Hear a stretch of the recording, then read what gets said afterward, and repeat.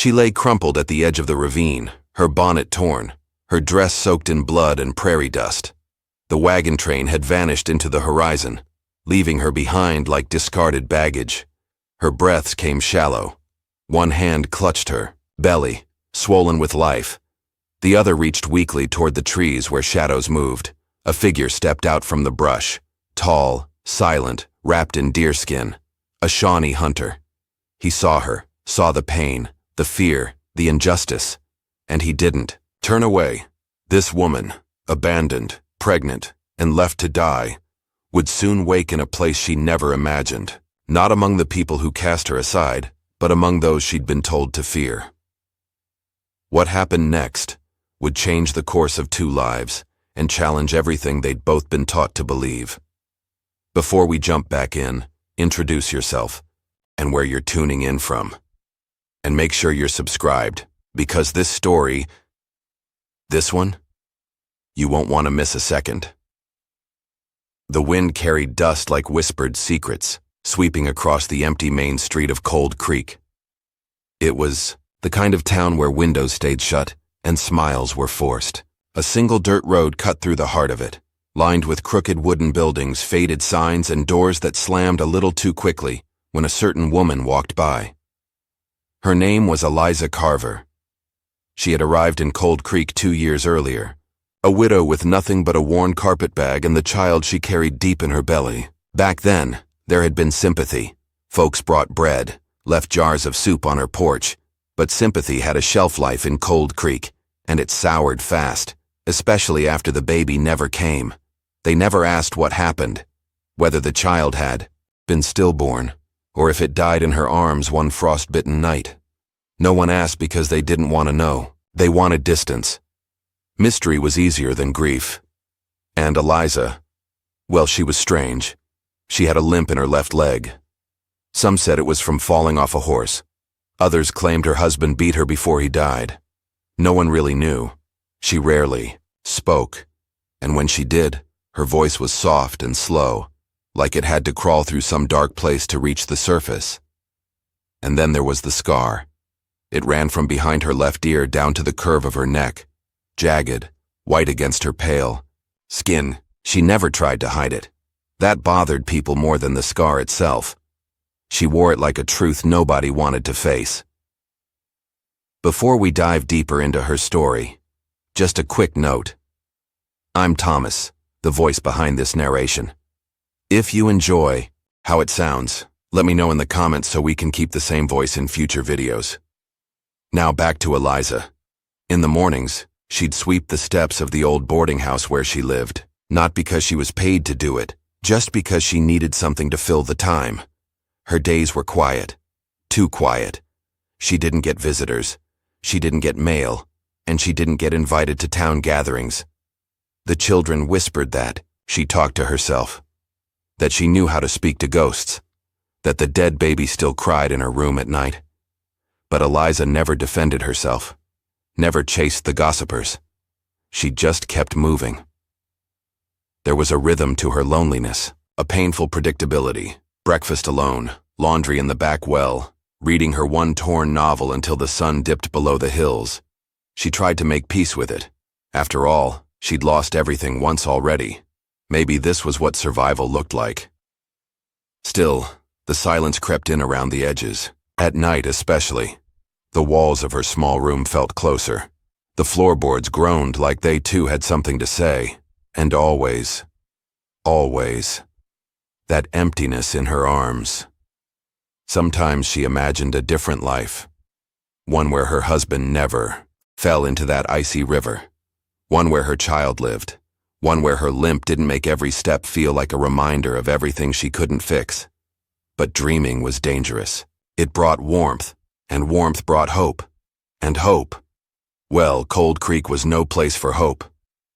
One Sunday afternoon, the church bell rang, but she didn't go. She hadn't gone since the Reverend's wife suggested her presence might trouble the mothers, whatever that meant. Instead, she walked to the edge of town, past the fence where the grass grew wild, past the tree stump where teenagers carved initials they swore were secret. She sat beneath a lone elm tree and watched the clouds drift. That was the only place the town couldn't touch her. Where the wind didn't carry judgment, only the scent of coming rain. It was there that she overheard the wagon train was heading west. She hadn't planned on joining it. At first, the idea felt absurd. She had no family, no husband to speak for her, no dowry, no rifle, and barely a coat. But something in her stirred. Some forgotten ember deep inside her ribs. Maybe, maybe, she could outrun her past. She didn't know if it was bravery or madness that made her step onto that wagon platform a week later. Her name barely made it onto the roster. A charity case, a woman without a place. The men barely acknowledged her. The women offered curt nods. The children stared. She told herself it didn't matter. She wasn't here to make friends. But on the second night, as they camped beneath a half-moon sky, she overheard two wives whispering near the fire. I heard she buried the baby in secret. Some say she's cursed, that any wagon she rides is doomed. Eliza didn't flinch. She simply gathered her blanket tighter and stared at the flames. She'd heard worse. By the fourth week, the path grew harder. Mud and steep ravines made the journey treacherous. Tempers frayed, food supplies thinned, and the whispers about Eliza grew louder. When a wheel snapped on one of the wagons and a young boy broke his arm, someone muttered, "She's bringing bad luck." She knew what was coming, not the exact moment, but the inevitability of it, the way a summer storm brews slowly, dark clouds gathering just beyond sight. It came without warning. One evening, as the train moved through a narrow pass, one of the men, Jonas Bell, grabbed her by the arm. "You ride in the back, alone, from now on." She didn't argue, she just nodded. She knew better than to challenge a man whose eyes burned with fear disguised as righteousness. And that's how it began. The slow push out of the circle, the food portions that accidentally skipped, her plate, the sudden cold shoulders, the sideways glances, until, one night, she wasn't even riding in the wagon anymore.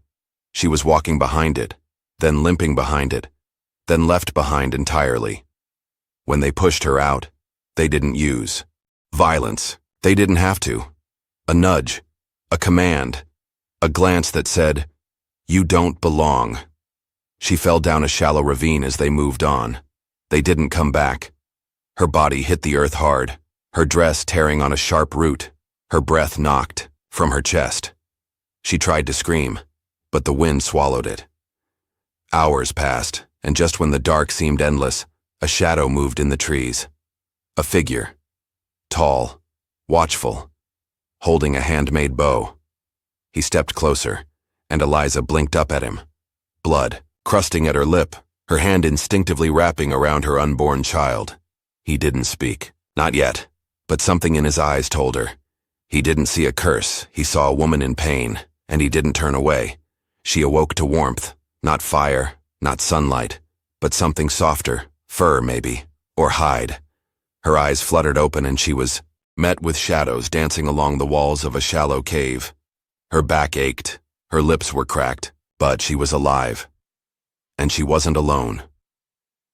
He sat near the mouth of the cave, quiet and unmoving, like part of the stone itself. Dressed in deerskin, hair tied back, a long scar trailing across his jawline like a reminder of a different life. He wasn't watching her, not directly, but he knew she was awake. Her mouth tried to form words, but her throat rasped like broken glass. A small water skin was placed beside her. She reached for it slowly, her hand trembling.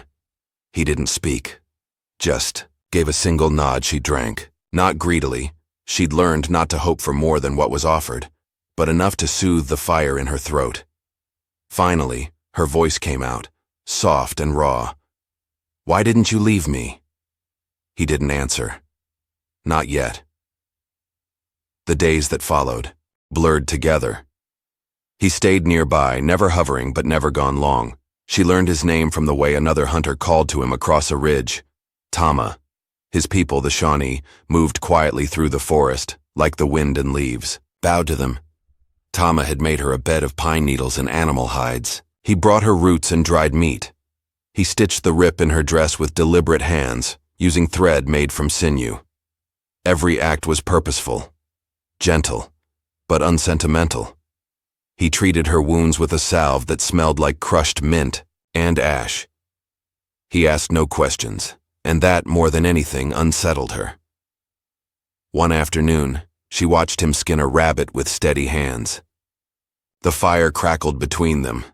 "You know what they say about me," she said quietly, staring into the flames. Tama didn't stop his work. "I know what they say about you people," he said, voice calm. "Stories don't make a person." She blinked. Her eyes stung, but not from the smoke. No one had ever said that before. It wasn't love, not yet. It wasn't trust either.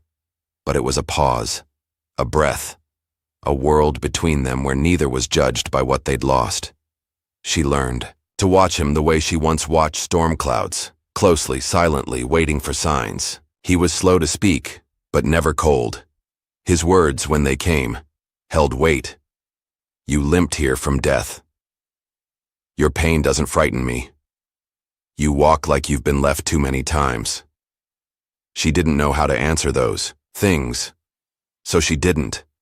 Sometimes she'd catch him watching her hands, how they trembled when she reached for water, how they clutched her belly when the child inside shifted. Other times, it was the silence between them that said the most. The forest had a rhythm of its own. The world she'd known, Cold Creek, the wagon train, the whispered rumors, felt distant, like something from another life. Here, she was just Eliza, just a woman trying to survive, a woman who carried both, life and grief in equal measure. But peace doesn't last long in stories like this.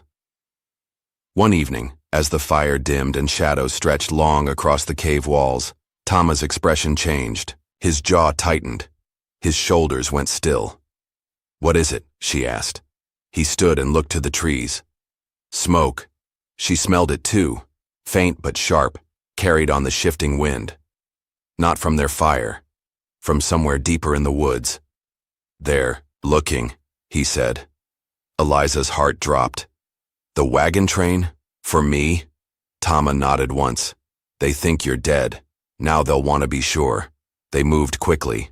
Tama knew the paths others didn't, trails no settler could follow. He led her deeper into the forest, beyond where even the deer dared to tread. But Eliza wasn't the same woman who'd fallen behind in the dust.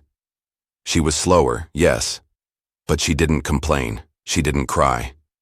She kept her hand on her belly and her eyes on Tama's back. 2 days passed in silence. On the third, they found a small creek. As she knelt to drink, Tama crouched beside her. "You don't owe them anything," he said suddenly. She looked up. "They took everything from me. Then take something back." That night they stayed hidden among a grove of cedar trees.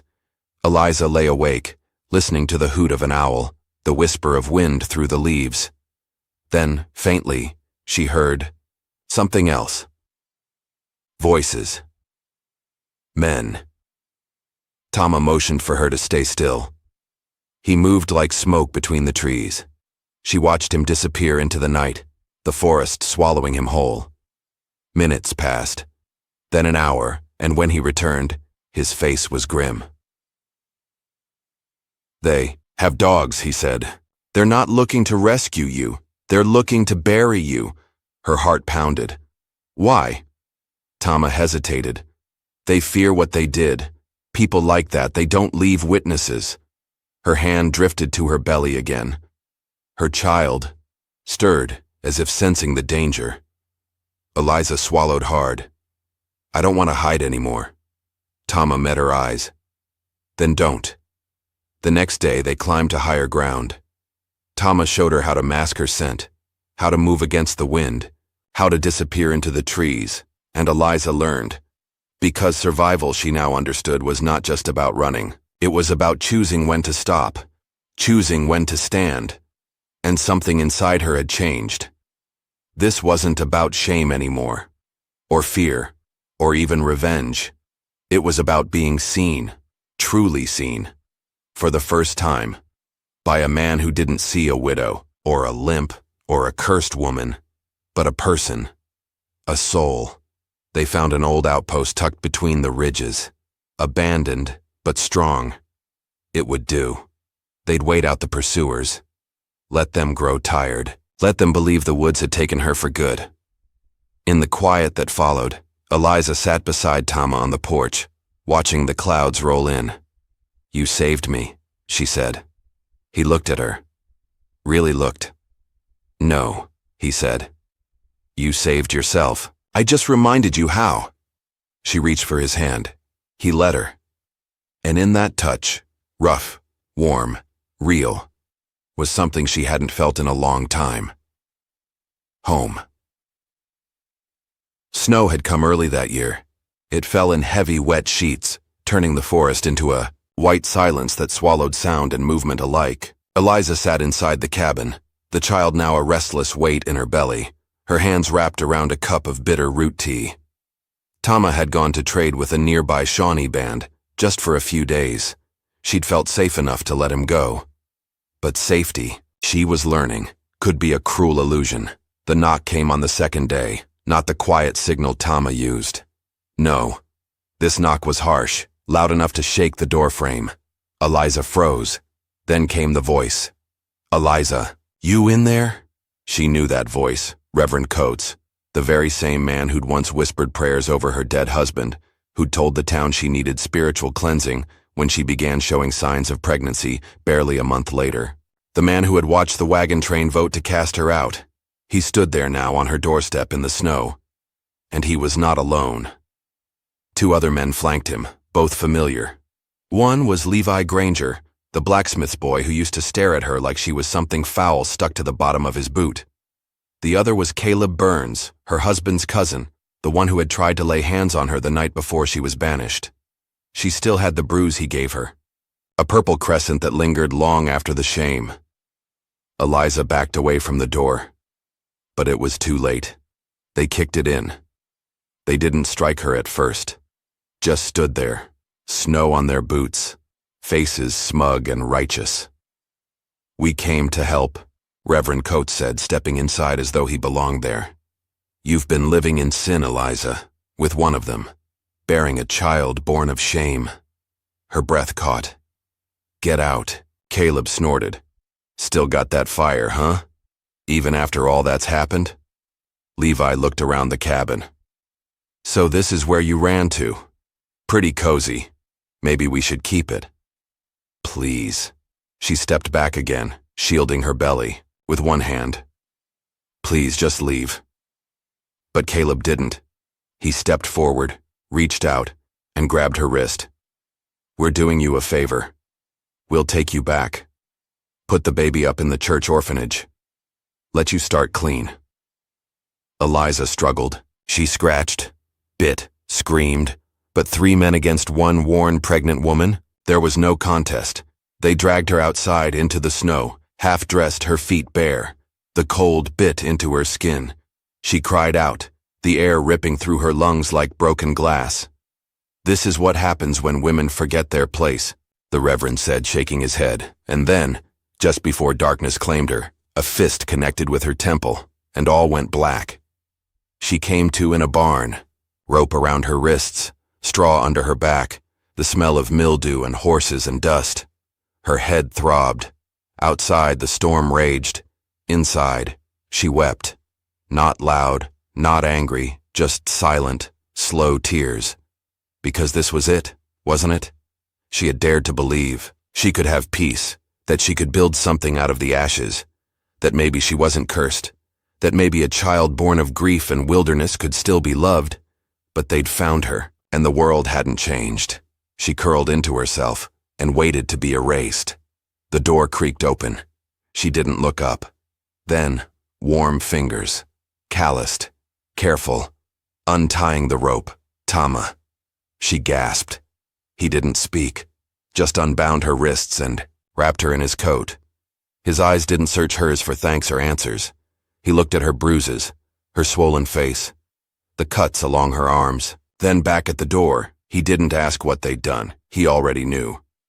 They walked through the storm in silence. Each step was a knife. Snow up to her knees, her body broken, her spirit nearly gone. At one point, she collapsed. "Leave me," she whispered.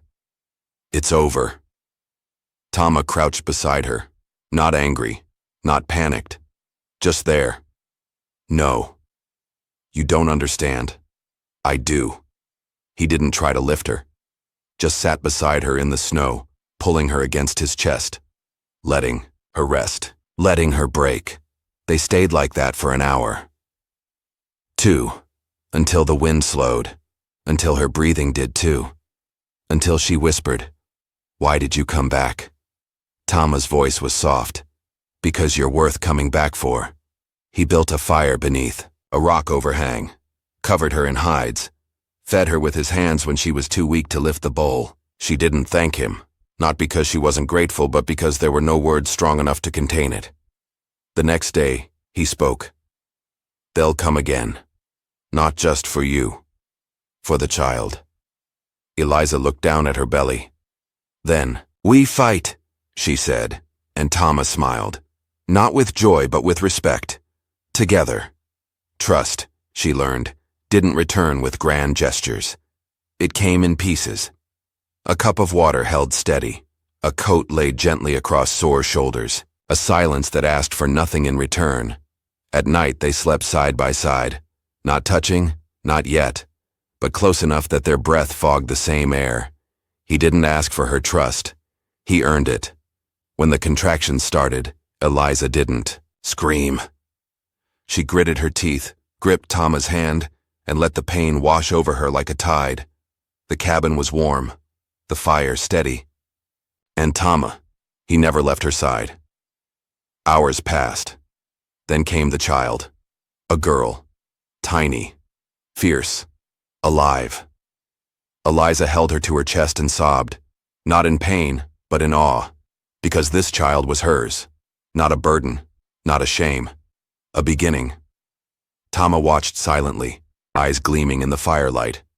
"What will you name her?" he asked. Eliza smiled. "Hope." And as the snow fell gently outside, they both understood. This was not the end. This was the middle. And from here, everything could change. The cabin stood tall now, stronger than before. The logs were sealed tight against the wind, the roof patched and reinforced with bark and thatch. Eliza had painted the door red, not with paint, but with crushed berries and boiled bark. It bled into the wood like a warning, or a promise. Hope was 6 months old. She was already walking in her strange, clumsy way, arms outstretched like wings, mouth always open in wonder. Her laugh filled the cabin each morning, and each morning Eliza let herself believe that this life was real, that the past had not followed them here. But peace, she had learned, was something you had to fight for. The townsfolk came back. Not all. Just 2 this time. Caleb and a man Eliza had never seen, older, wiry, with a tin star pinned to his vest and a rifle slung over his shoulder. "Marshal Rowe," Caleb said, smiling without warmth. "We found the squatter and the savage." Tama stepped out before Eliza could move, bow slung across his back, axe in hand. He said nothing. The marshal did. "Got reports of a kidnapped woman," he said, voice flat. "Said she's held by force. A preacher's statement." Eliza stepped forward. Her voice was clear. "I'm not kidnapped. I'm not held. I'm home." Marshal Rowe squinted at her. "And the child?" Eliza held Hope close. "Mine, and no concern of yours." Rowe looked between them, between the red door and the calm in Eliza's eyes. Then he turned to Caleb. "This doesn't look like captivity." Caleb's smile twitched. "She's confused, brainwashed. She was meant to be my wife before her husband died. She needs to come back. Her soul needs saving." "No," Eliza said. "You just hate that I survived you." Marshal Rowe raised an eyebrow. Caleb turned red. "They live out here like animals," he barked. "He's one of them. He probably killed her husband and took her." Silence fell.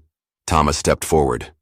"I was in Kentucky when her husband died," he said, his voice calm but unshakable. "I saved her from freezing. You left her to die." Marshal Rowe studied him for a long moment, then turned to Eliza again. "You sure you're safe?" Eliza didn't answer with words. She took Tama's hand. The gesture was simple, undeniable. Roe nodded once. That's all I needed. He turned his horse and rode back.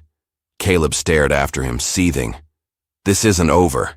It is for you, Eliza said, and this time it was her who stepped forward. She slapped him hard, years of silence and shame behind that swing.